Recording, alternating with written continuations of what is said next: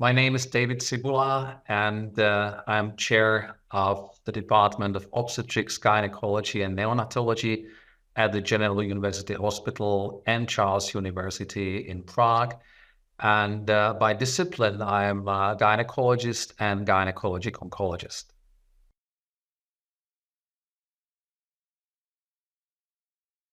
Well, it's fascinating that within a relatively short period of time, from the first publication of the data from the Cancer Genome Atlas in 2013 in Nature, the landscape of treatments in endometrial cancer has already been so much changed.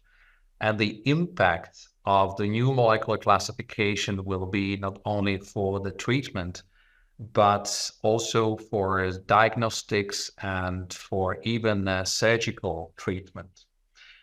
This TCGA data were later translated into the new molecular risk classification. And there are three main molecular classifiers, which then cluster endometrial cancer patients into four main groups. Starting from the first one, which is the smallest one, and those are patients with so-called poly mutations. Those are tumors which are ultra mutated, so they look like the worst of the worst. The tumors which have the higher number of somatic mutations, they belong into hot tumors, and they represent about 1 to 5% of all endometrial cancers. As I said, they look like very bad cancers, usually grade 3, with a high load of tumor-infiltrated lymphocytes, often with high tumor mutational burden. At the same time, their prognosis is the best. So this is one of the biggest innovations out of molecular classification, especially for the management of early stages when we consider adjuvant treatment, because we know that these tumors, which would have received all of them adjuvant treatment, we can leave without adjuvant treatment, actually. The next in the line are tumors who are called dMMR or MMR deficient. Those are tumors with a defect in mismatch repair system. So there is a loss of expression of one of mismatch repair proteins.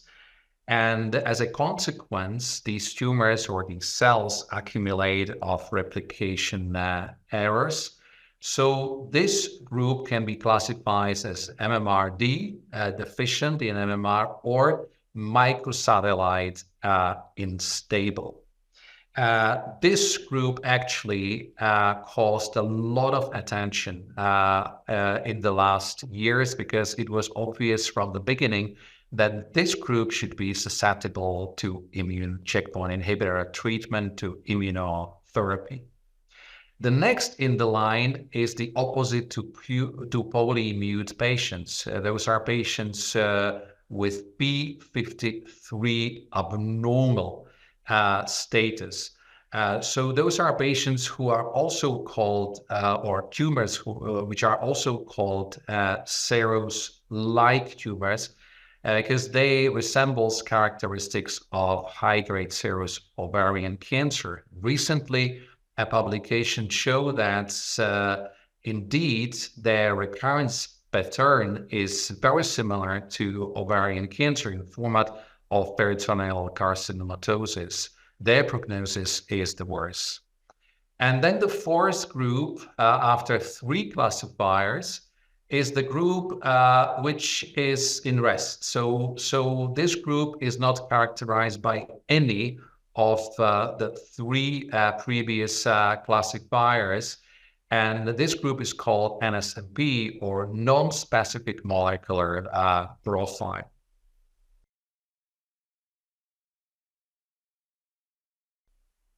Well, we have in this field really a massive data available on different cohorts, different studies showing that these molecular classifiers are indeed prognostic. As I spoke about different settings, so we have data from endometrioid cancer grade 3. We have data from POETIC 3 trial of patients with high-risk endometrial cancer. We have data from unselected population. If you look at the outcome of these groups, consistently all these data show that wholly mute patients have really best prognosis. So in early stages, we know that these patients do not require any adjuvant treatment. And even in some advanced stages, in RUBY trial, survival of patients in this cohort was 100%, although based on very few cases, because the proportion of patients with polyimmunity is between 1 to 5%. On the opposite scale are patients who are P53 abnormal, with the worst outcome of all the groups. And in the middle is DMMR population with the survival, which is about 70 to 80%. And equal survival is shown in NSMP group of those without any of those three classifiers. So there is a good base for this molecular classification to be used for prognostic estimation. In recent publication, comparing retrospectively two classifications, old FIGO classification and new FIGO classification from the last year using molecular classification, it was obvious that the new classification is much more precise, is much better identify the prognosis of the patient.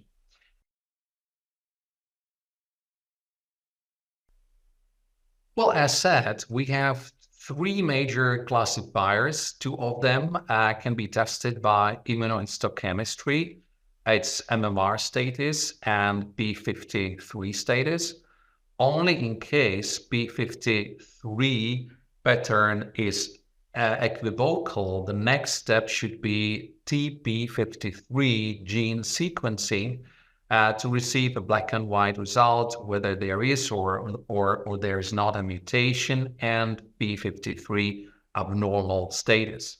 So in general, MMR status and P53 status should be available everywhere in the world. These tests are affordable and can be available even in resource-limited countries. While the poly status requires mutation analysis, and so there are two approaches in general to molecular testing. One is to test all three classifiers upfront in all endometrial cancer patients. That's the easiest and simplest way how to do it. A little bit less expensive way, which is used in my institution, is to do immunohistochemistry testing as the first step, and then to limit poly testing only to intermediate high-risk tumors in early stage cancers. So it means to do it only in patients when poly mutational status can change the clinical management and can avoid us from using adjuvant treatment, because in low risk patients, poly status will not change our management.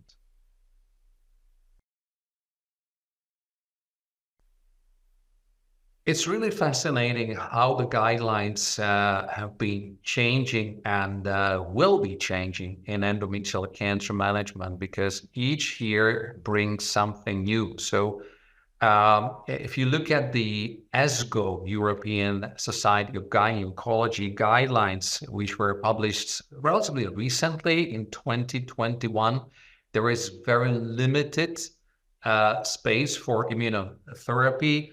It says that there is only a potential role of pembrolizumab or combination of pembrol and batinib in the second line treatment in dMMR, respectively pMMR population. In these ESMO guidelines, which were published a year later, there is already well-established immunotherapy in the second line with pembrol lenvatinib in both cohorts, pMMR, proficient MMR, and deficient MMR population. And there is also dostarlimab monotherapy in dMMR subgroup included. But in the first line, still the only option is standard of care chemotherapy of combination of carbopaclitaxel.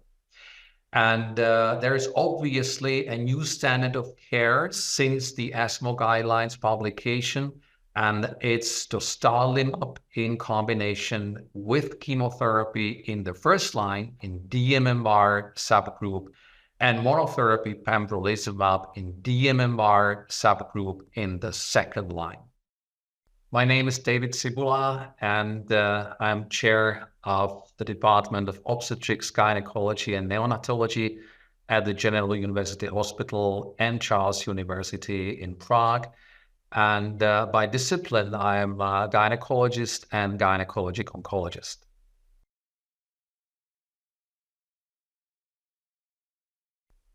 Well, let's have a look at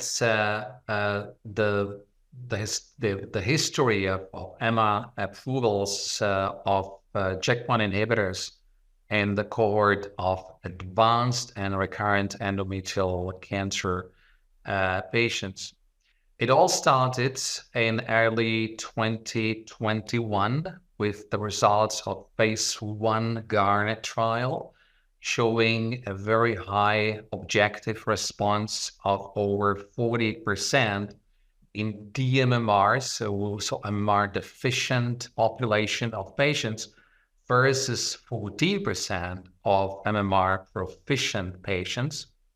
Then the next step was a combination of pembrolizumab and lenvatinib multikinase inhibitors, which showed very substantial benefits in both PFS and OS in the second line treatment across the cohorts. So in both cohorts of proficient and deficient tumors, as I said, in the second line after previous failure of platinum-based chemotherapy. Just after this study, the most recent ESMO guidelines were published. So this is what they have included, dostarlimab in monotherapy and pembrolizumab combination. Soon after that, the data from Keynote 158 phase 2 trial showed a very similar outcome as in the Garnet trial for pembrolizumab in MMR deficient tumors. So it caused a broader spectrum of opportunities for the second line treatment. And the real breakthrough in the treatment of endometrial cancer was brought by the Ruby trial. First presented a year ago in the late 2023, and at the same time published in New England Journal of Medicine. Combine chemotherapy with the dostarlimab in the first line treatment and demonstrated that that checkpoint inhibitors really target the key mechanism in the evolution of MMR deficient endometrial cancer tumors.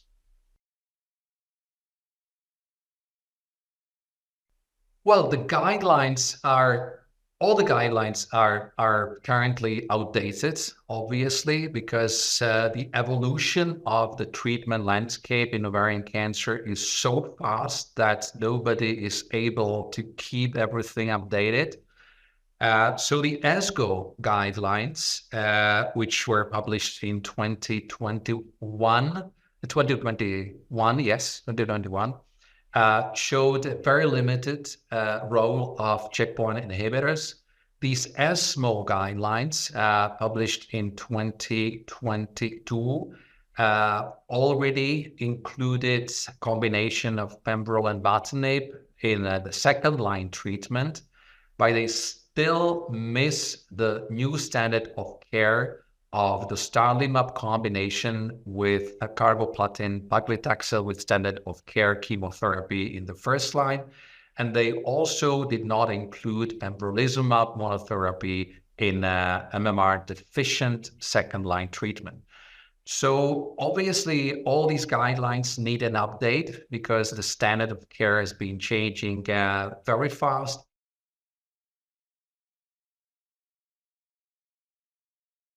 There were two key trials which were presented and published neck to neck.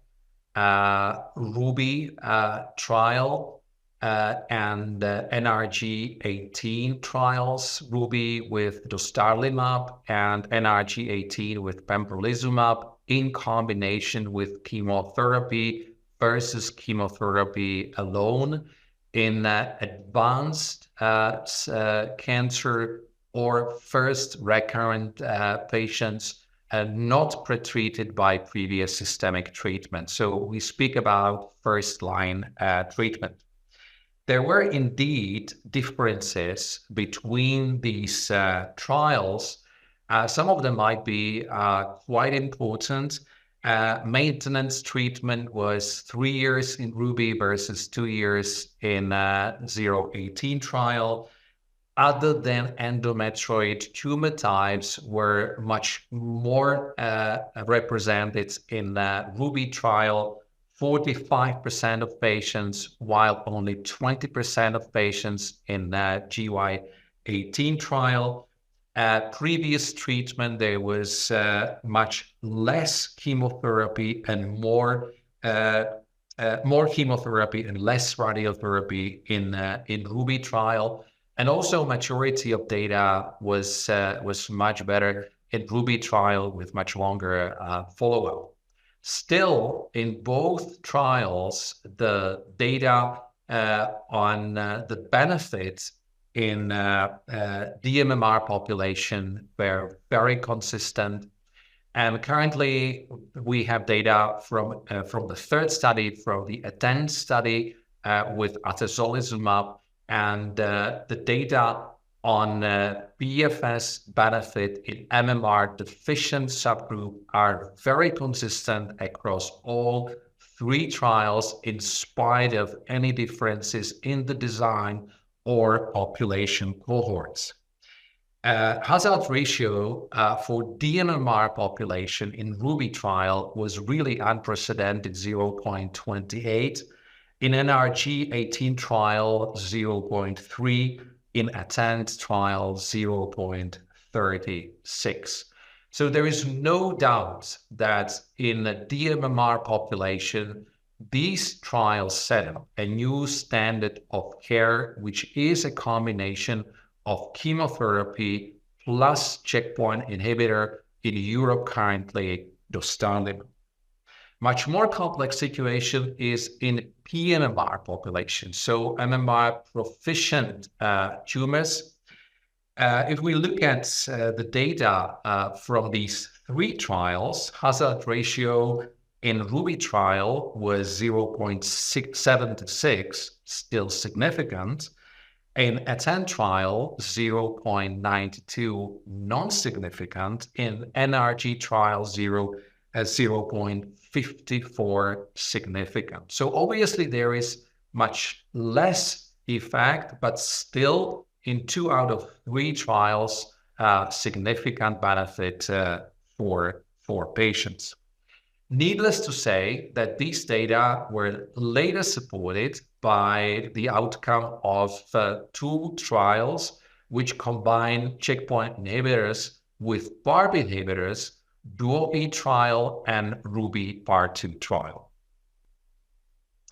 Concerning second-line treatment and the use of checkpoint inhibitors, we have two studies showing a very good objective response in the second-line treatment with monotherapy of either dostarlimab or pembrolizumab with overall response rate over 40%, and median duration of response was not reached in both trials.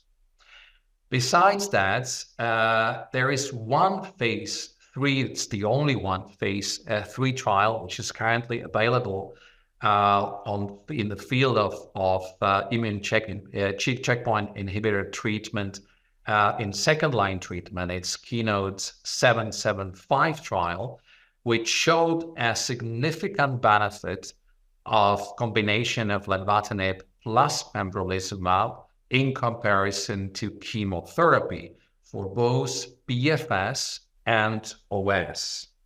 Hazard ratio in ITT population for PFS was 0.56, and in PMMR population, in proficient population, 0.6. So it's important to emphasize that this significant benefit applied to both subgroups, dMMR and pMMR populations. First, it can be said that the majority of adverse events and serious adverse events in studies which combined chemotherapy with checkpoint inhibitors is related to chemotherapy treatment. The addition of checkpoint inhibitors usually adds up about 10% of additional serious grade 3 and grade 4 adverse events. This applies to both Ruby trial and NRG 018 trial. On top of that, we see some additional adverse events which are so-called immune treatment related. So those are new adverse events which we haven't been used to see in treatment with chemotherapy alone. There are several principles in the management which I find practical.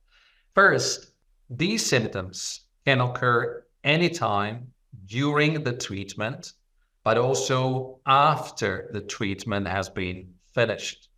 Up to 1 year after discontinuation of the treatment, but the critical period of time are 3 months. These adverse events can appear at any organ and any place in the human body. So we should be aware of that, and we should not underestimate any new symptoms during the treatment with immunotherapy. Typically can be a large colon, large bowel, liver, lung, kidney, or skin. We as physicians or healthcare workers must be aware of the appearance of those atypical autoimmune diseases, because we tackle natural immune system of the organ, but we should also carefully counsel our patients. They don't underestimate any new symptoms and always refer it to us, to their physicians. Before we discontinue the treatment, we should always think about 3 potential reasons for these symptoms. First is a disease progression. Typically, if liver enzymes go up, or if there are any pains in any places in the body. Second is to exclude other reasons for their symptoms, such as allergy, GI infection, or hepatotoxic drugs. And only the third is truly immune-related effect of the treatment. So in case of the appearance of those immune-related adverse events, there are very good guidelines for the management during the treatment with immune checkpoint inhibitors according to the grade of the symptoms. So I strongly advise everybody to use these guidelines in the management. My name is David Cibula, and I'm chair of the Department of Obstetrics, Gynecology, and Neonatology at the General University Hospital and Charles University in Prague. And by discipline, I am a gynecologist and gynecologic oncologist.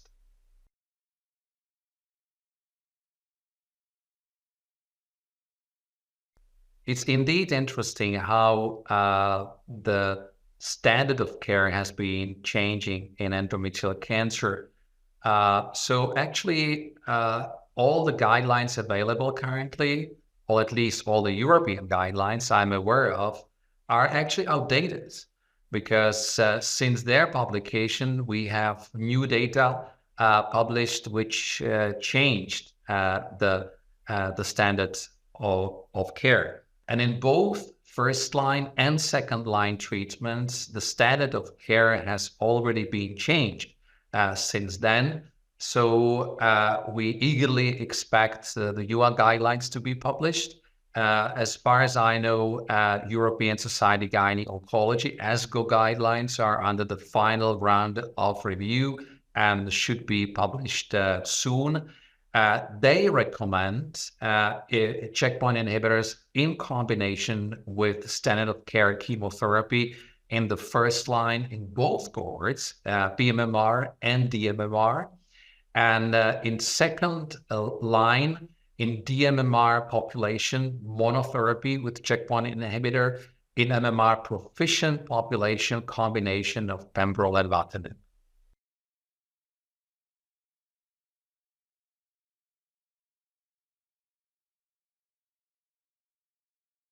There is no doubt that a new standard of care in MMR deficient cohort of patients in the first line is a combination of standard of care chemotherapy, carboplatin, and checkpoint inhibitor.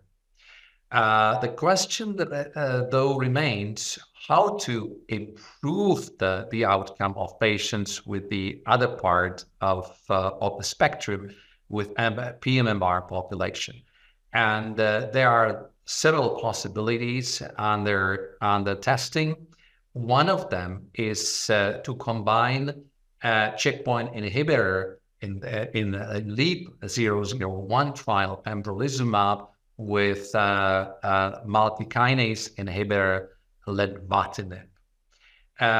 There was a big expectation based on the previous phase 3 Keynote 775 trial, which showed a significant benefit for both PFS and OS in the second line treatment across the populations in both MMR proficient and MMR deficient subgroups. In the LEAP-001 trial, there was a dual primary endpoint of PFS and OS, and unfortunately, both these endpoints were negative. So this trial as such was negative. At the same time, it confirmed that there is a substantial benefit in the MMR depopulation of checkpoint inhibitor, showing much improved, significantly improved median PFS in MMR deficient subgroup. Another evaluated strategy is to combine checkpoint inhibitor with PARP inhibitors. And in this field, we already have the first data, not the final data, but the first data from 2 phase 3 trials. The first one is DUO-E trial, which was a 3-arm trial comparing standard of care chemotherapy, chemo plus checkpoint inhibitor, and then triple combination or quadruplet treatment of combined chemotherapy, checkpoint inhibitor, and PARP inhibitor. And this trial brought a lot of interesting outcomes. First of all, it showed a significant PFS benefit for ITT population, for the whole population, for dMMR population, as expected, and also for pMMR population. The benefit in dMMR population was similar in both arms, experimental arms, of hazard ratio 0.42 and 0.41. So it doesn't seem that adding PARP inhibitor on top of combination of chemotherapy plus checkpoint inhibitor is useful or is helpful is improving the outcome in MMR deficient subgroup, while in MMR proficient subgroup, hazard ratio for double combination was 0.77, but in triple combination was 0.57. So obviously, there is much better outcome in pMMR population of triple combination. And these data were confirmed by the RUBY R2 trial, which was just recently presented at the SGO Congress, with again significant improvement of PFS in pMMR population with hazard ratio of 0.63. So there were 55% versus 31% of patients free of disease at 1 year after the treatment.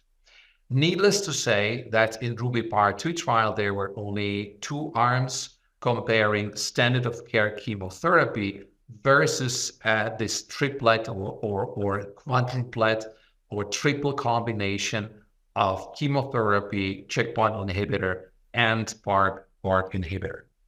Interestingly, also in DUO-E trial is that the trial proved that PD-L1 is an important predictive marker in this study. So there was no benefit of triplet combination or the double combination with chemotherapy and checkpoint inhibitor in PD-L negative patients. So all the benefits of this triple combination treatment goes to pMMR population of PD-L positive patients. Well, besides combination of checkpoint inhibitors with PARP inhibitors, there are other ideas and other combinations currently under evaluation. It's a combination of lenvatinib, checkpoint inhibitor plus paclitaxel. It's a use of bispecific checkpoint inhibitor, cadonilimab. It's a bispecific inhibitor of PD-L1 and CTLA-4. It's a combination of checkpoint inhibitor, PARP inhibitor, and anti-angiogenic multikinase inhibitor axitinib, or it's a combination with belzutifan, which is hypoxia inducible factor inhibitor. But this is only a fraction of the studies which are currently ongoing in this field. And we all expect that especially the treatment landscape in MMR proficient population will keep changing in the near future.